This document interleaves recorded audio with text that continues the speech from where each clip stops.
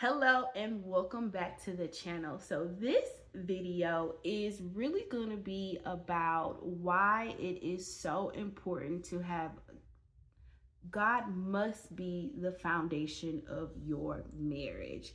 And so we have been married for how long? 8 years. 8 years. We'll be Going nine. on We'll nine be in nine a couple soon. months.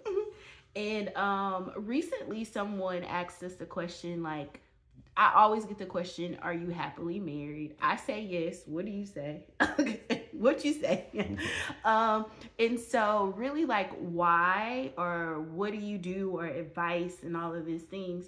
And so we've been recently having these conversations and really trying to like reflect and figure out why has our marriage been successful. One of the things for me, and I'll let you go, is I took our vows very seriously and just marriage in general. I remember us being married and being very adamant that we are having a 4 hour party. Our wedding day ended up being longer than 4 hours, but I was very much, we're having a 4 hour party. The real marriage starts the day after. And almost took it like a battle. Like I'm studying for it. Like we did a lot of preparation in the beginning to lead up to the actual marriage. And I feel like even to this day, I don't let up. I'm constantly checking in. I'm reading articles. I'm like, hey, how can I be a better wife? Is there anything that you need? Like, there's never a time to let up. It's never a time to be complacent. That's how I kind of approach it. Another thing, yeah. What do you feel? Did you have anything to add? Kind of like you said, we did a lot of research. Yeah. First of all, before we even got married, probably a year and a half to 2 years before we got married, we probably went to like 10, 12 weddings. Yeah. You know? So even from the fact of how we wanted our wedding to be, Yeah. we had so many different examples that we could just kind of take what we liked and what we didn't like so that we could make our own perfect wedding, right? And that's what we did with our marriage. We researched what does and doesn't work in a marriage. Who's married, what types of marriages last long, which ones last 6 months, Yeah. right? And so we talked about that. We talked about finances and stuff like that, putting your finances together, because a lot of marriages that they have separate finances, one of the things they always argue about is finances, even though they got separate finances, right? The main thing that ends their marriage is money. It's money. And I knew that. And I was very much like, we need to have a game plan that we agree on before we step into it, because we already know that is probably is the number one thing. Yeah. As far as just like communication and not communicating your expectations. People, did you know that the most um Christian divorces happen year 1 and then year 5 to 7? That's when the highest rate of Christian divorces happen, that time frame. I don't know why, but hey, we used to have goals like, all right, let's get through 6 months. Boom, we got through 6 months. We're going to celebrate. Boom, a year, we're going to celebrate, right? 5 years was so because we important had all to of me. these statistics of how long some or short some marriages were. We celebrated when we passed that point, you know? Because we knew, hey, we still on a good track right now. We ain't even stumbled yet. We good. We got through that one. Boom. Like, it is hope for us, Yeah. you know? So this one, I just truly know and believe we've been married going on 9 years, and having God as the foundation of your marriage is so important. I feel like I knew that, but I feel even more happier now in our marriage because we have definitely intensified God being the center of our marriage. And for our wedding day, most people will do either the sand or lighting the candles or like jump the broom. We actually had a board and it was 3 strands and we braided it. And that was for Ecclesiastes 4:12. Though one may be overpowered, two can defend themselves. A cord of three strands is not quickly broken. And so that was like the foundation of our marriage, knowing that we cannot do this without God. And like I said, it's the husband, the wife, and God is the strongest cord that is intertwined between us. And so I think like having that time where you're praying, we fast together, we seek God together, we have our own Bible study, just us two, which is even started a family Bible study, but it's literally based on the things that we do. And so just having God at the center and keeping him in your relationship and prioritizing those things are important. Jeff, something? No, that's pretty much it. Um, when you're getting married, first of all, you're making a promise to God. Your marriage is a promise to God. And the three chords, that's a symbol of your unity, right? Coming together. The third chord is actually the first chord. It's not the third chord. It's the first chord. And we're the second and third chord, right? And it's just to show that your marriage, the unity of your marriage is intertwined with God. So everything that you do in your marriage should include God in it, because you are all intertwined together from the beginning. So what and I can go first. It's what does God at the center of your marriage mean to me personally? Like I said, we knew this and we did it, but I feel like these last couple of years have been so much intentionality about actually making this a reality. It makes me being a wife even easier. I feel like if there's something that I don't like or I want improvement in, I go to my prayer closet. If there's something that happens, I don't say anything to Chris. I be like, God get him, God get him. And best believe, because he is praying as well, he will come back, and vice versa. Like, I'm not trying to say I mess up too.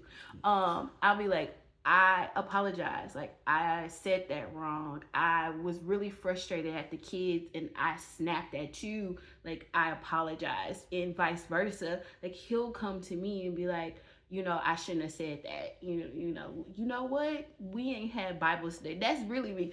If we're not on the same page, it's like, we need to have Bible study. We need to reset. We need to reset. So I feel like it's been easier, and as women, sometimes we want to say something and it's hard for us to control our tongue.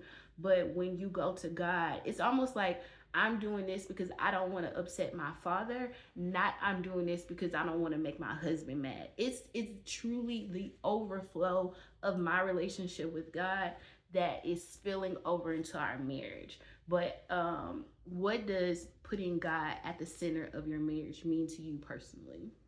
Well, I think it's just made our marriage stronger, and we have more confidence. Our faith is so much stronger in everything. And I think it's just once we started bringing God to the forefront of our marriage, anything that we've had to deal with has been, there's been no stress. There's been no stress in it because God is there in the beginning. Yeah. So we already know how to approach the situation. And whether it be anything financial or anything going on as far as disagreement or anything like that, we go to God first, and God guides us in how we should approach it. And I think it's just built our faith. God has always provided for us, so that's built our faith stronger, and that gives us less worry. We have a really, I won't say stress-free, but less stressful type of marriage. There's a lot of marriages out there that are extremely stressful because people are dealing with financial situations. They're dealing with family situations. They're dealing with marriage situations, disagreements, arguments, Mm-hmm. um, just overall dissension, within the marriage, and they're not bringing God into it, so it festers and it becomes more and more of a situation. And I think God has showed us how to communicate with each other. Mm-hmm. God has showed us how to have faith in Him first, and He will provide for us. Um, and it's just made us more confident unit. Yeah. We're very confident. We're very sure about our marriage. Um, it's unbreakable at this point. It's unbreakable. It's unwavering, and it's really through the strength of God. It's the strength of God that gives that to us. Because if we didn't have this type of relationship with God, then it would only make our relationship weaker. Mm-hmm. And I think that God gives us the strength to kind of deal with everything that we face in a normal marriage, which there's ups and downs in every marriage. There's arguments in every marriage. But God has showed us and taught us how to deal with all of those situations. Mm-hmm. So they're not as heavy as a load on us as some others. And we can just deal with it. We can deal with it, and we can deal with it carefree, because we already know God has us. Mm-hmm. God has us, and He is covering us, and He's covering this family and this marriage. So we just go into every situation with full confidence, Mm-hmm. And I think that that's why we're doing this, is that so we can kind of exude some of that confidence into other people and show them that they can have that type of confidence too in their marriage and in their situation. Yeah. And all they have to do is start bringing God in first, and God will give them all of that. Yeah. That was great, because I was thinking like cast your cares on God. Last question before we wrap up this video. And like Chris said, I truly believe that God is calling us to talk to newlywed or engaged couples, because again, like we talked about earlier, the things that we feel that contributed to us being successful now was taking it so seriously, preparing to get married. So we want to give some advice to the people that are preparing to get married or newlyweds. And also, God also put on my heart to talk to current current couples who don't want to do it don't want to do it like that anymore. Yeah. They literally want to die or divorce their previous marriage and start a new foundation. Not real divorce, but literally die to that, the way that they were currently doing marriage, and totally step away from that and rebuild from the foundation. And so my advice to you guys would be that the beauty of making God the center of your marriage is it feels like you have a third person in the marriage that is not a family member, that is not someone that like will, because if you, people always say like don't tell your family what's going on, because when y'all back together they're gonna be looking at them sideways. So you get to have someone else in your marriage that you can vent to, you can talk to, and that same person is giving you a guide on how to do things. If we have an issue or we have a problem, we are in that word and trying to figure out like, what does God say? How should we handle this situation? Because there's plenty of times where I am not strong and He gets to build me up according to the word. There's financial problems, or even like, how am I supposed to behave as a wife, and I have the word to tell me what to do. So it's not miracle in the way she saw her parents do it, or this book that she read, or it's not Chris going off of his upbringing. It's literally God telling us this is how the marriage should function. Your husband is the leader, and that was what sparked me, because I wanted him to be the spiritual leader, because this is how God designs marriage, and you get a full manual of how to do it. Because some people, like, we did actually, our parents are still married, but there's a lot of people out there that didn't have a role model. They didn't grow up. You don't know how to be a wife. You don't know how to be a father. And it's a book. It's a book right here that An will tell instructional you life guide. tell you Yeah. everything. And I promise you, if you follow it, you will have a happy marriage. Like, it is, it's a it's 100% guarantee. You know, I'm getting too passionate. Go, your turn. Answer the question. Look, my advice is just coming in, or if you're newlywed and you want to try to tweak some things, just know that when you make that promise at your wedding, y'all are one. It's not two individuals. It's not two bank accounts. It's not two uh, separate names on the house. Y'all got the same credit now. Y'all, it don't matter now. Like you carrying the same credit. Y'all both are on the mortgage or the lease or whatever. You share everything. Yeah. You made that promise to share everything now. That's what you have to do. That's a part of the sacrifice, right? So whatever debt that one or the other has, or whatever baggage the other person is carrying, you're carrying that with them now. What's the thing? The dumbbell? No, the thing over the shoulder. I don't know. I'll tell you what it's called again like that. But y'all are carrying that together now, right? So that's how you have to approach it. That what's mine is yours, and what's yours is mine. And the point at which y'all start to become individuals is the point to where y'all are separating. You have to be one. So that's the main thing that I'll say is that y'all are one. Everything that the other person has, you have too, and whatever you got, they got. So the main thing that you need to do is be supportive as possible, because you got your own job and they got their own job.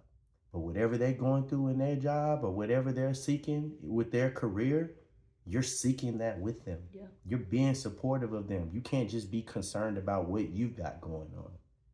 You got to be concerned about what they've got going on, and vice versa. Y'all are in it together. Whatever decisions they're making, you're a part of that decision. Together. There is no individuality. And that's the only way it's going to work, is that y'all have to be in this together. And the only way to start being in this together is learning how to be in this together. And that's through the word and the teachings of Christ. Make it happen. I ain't got nothing else for you. Okay. Thank you guys for watching. Bye.